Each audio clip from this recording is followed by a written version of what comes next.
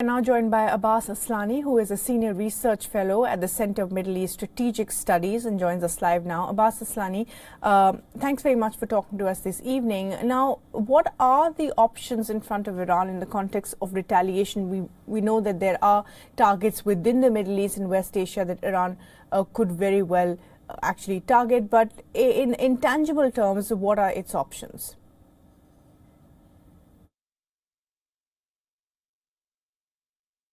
Well, Iranian officials, they have talked about a harsh and severe response to the assassination of the Qassem Soleimani, but they have not specified the details, but they have said that the response will be proportionate as well as it's going to be done in a due time and in an appropriate manner. But Iran can have different options in the region. American assets are present in the region from Iraq to other parts of the Middle East. So American bases, warships, and allies, there can be target, but we have to be waiting to see what a proportionate response can be, because they have to, if they want to give a response, it needs to be in kind and not, let's say, in a lower level than that they had done to Iran. Right, but are there any real concerns that this theater of violence or retaliation can actually spread beyond West Asia?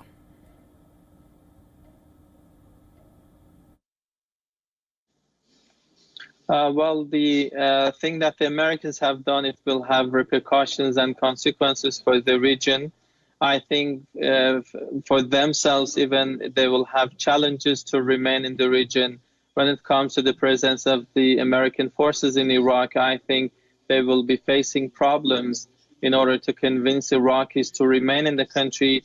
Iraqi parliament as well as the public, they will have problems with the American violations of their sovereignty, killing Iraqi nationals and attacking different parts of the country is not something which we will be tolerated by Iraqis. And this is something which I think will be fueling into anti-US sentiments in the region.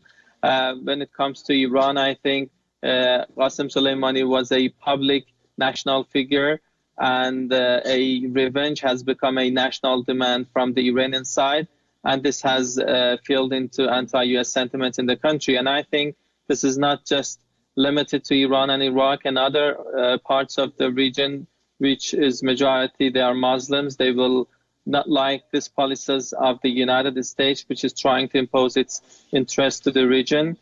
So in the long run, I think the one who is going to be losing is the Americans, and the costs of this action outweighs the benefits. Right. The costs outweigh the benefits. Right, absolutely. Well, the oil markets have already reacted to this quite starkly, and there are concerns world over about how this will impact the Strait of Hormuz. What are your thoughts?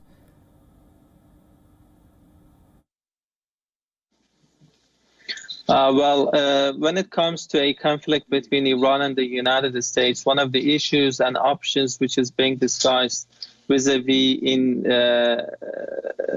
relation with the Iran and the US confrontation is the Strait of Hormuz, because this waterway is one of the important waterways in the region, and many countries beyond the region, they are trying to import their energy needs through this waterway. So any closure of this waterway can cause problems for the world energy market as well as for the governments and countries like the United States.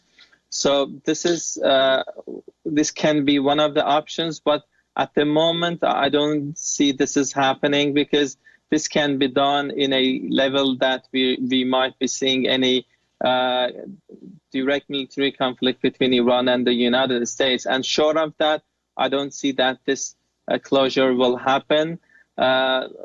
Donald Trump, by assassinating Iranian Quds Force commander, has started a new phase and has been pushing the region toward a dangerous situation. And at the moment that we are speaking, I think the chances of a war has increased. However, we cannot say for sure that there's going to be a war in the region. But if there's not going to be an all-out war between Iran and the United States, I don't see that the closure of the Strait of Hormuz will be likely unless we see an all-out war between Iran and the United States. In that case, I think that that's going to be one of the options, and the quality of the closure can be discussed and can be done in different ways as well.